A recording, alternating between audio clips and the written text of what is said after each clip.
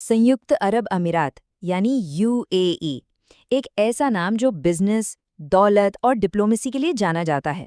लेकिन आज ये देश एक ऐसे मोड़ पर खड़ा है जो इसकी पहचान से बिल्कुल अलग है। सवाल ये है, क्या यूएई युद्ध में उतरने वाला है? सोचिए, ये सवाल अपने आप में कितना बड़ा है।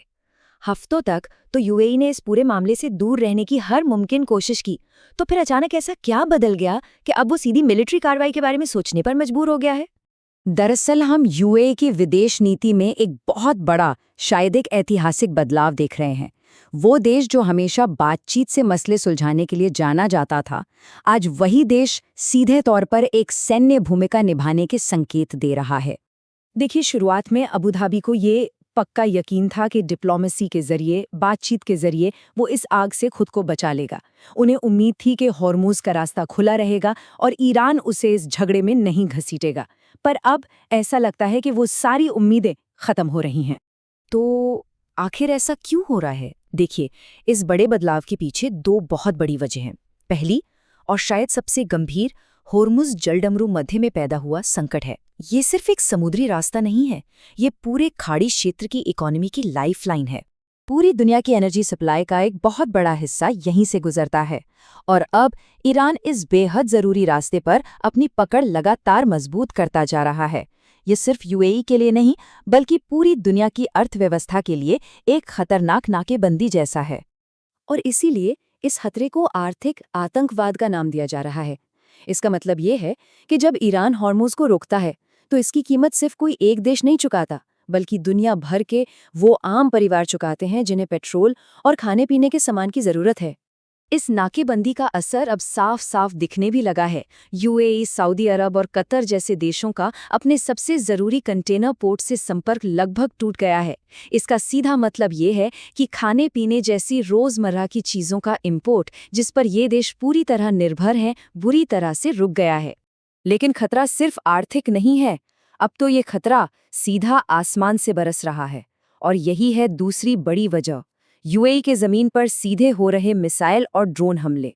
अब जो आंकड़ा सामने आ रहा है, वो सच में हैरान करने वाला है।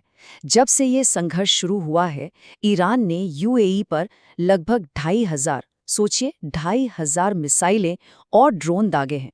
ये नंबर किसी भी दूसरे देश पर हुए हमलों से कहीं ज्यादा है। और इन हमलों का निशाना कौन बने? दुबई, शारजा और अबू धाबी जैसे ग्लोबल शहर। नतीजा, हवाई यात्रा पर असर पड़ा है, टूरिज्म नीचे गया है और इन्वेस्टर्स घबरा रहे हैं। लेकिन सबसे बड़ा नुकसान यूएई की उस इमेज को हुआ है जो उसने दशकों की मेहनत से एक शांत और सुरक्षित बिजनेस हब के तौर पर बनाई थी। तो अब सवाल ये है कि यूएई इन दोहरे खतरों से, यानी आर्थिक नाकेबंदी और सीधे हमलों से निपट कैसे रहा है?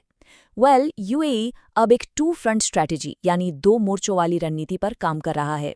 एक तरफ कूटनीति की कोशिशें जारी हैं, तो दूसरी तरफ सैन्य तैयारी भी जोरों पर है। तो एक तरफ तो है डिप्लोमैटिक फ्रंट, जहां यूएई संयुक्त राष्ट्र सुरक्षा परिषद में एक प्रस्ताव लाने की कोशिश कर रहा है। वो अमेरिका, यूरोप और एशिया के बड़े देशों को साथ लाकर एक इंटरनेशनल गठबंधन बनाने की भी अपील कर रहा है। और दूसरी तरफ मिलिट्री फ्रंट भी तैयार हो रहा है। वो माइन क्लियरिंग जैसे ऑपरेशन में शामिल होने से लेकर ईरान के कंट्रोल वाले द्वीपों पर सीधी कार्रवाई करने जैसे मुश्किल विकल्पों पर भी सोच रहा है। लेकिन रुकिए, कहानी सिर्फ यूएई की नहीं है। ये मामला अब सिर्फ यूएई तक ही सीमित नहीं रहा। पूरे खाड़ी क्षेत्र का माहौल तेजी से बदल रहा है और ये तनाव एक बड़े रीजनल टकराव का रूप ले सकता है। और ऐसा हम क्यों कह रहे हैं? क्योंकि इस बदलती तस्वीर में यूएई अब अकेला नहीं है।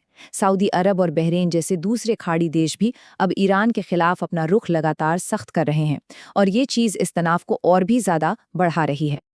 और इसी के साथ हम घूम फिरकर उसी पहले सवाल पर आ जाते हैं, क्या यूएई खुद युद्ध में जाने का फैसला करेगा, या फिर ईरान का अगला हमला ये फैसला उसके लिए कर देगा? इस पूरे क्षेत्र का भविष्य इसी एक नाजुक सवाल पर टिका हुआ है।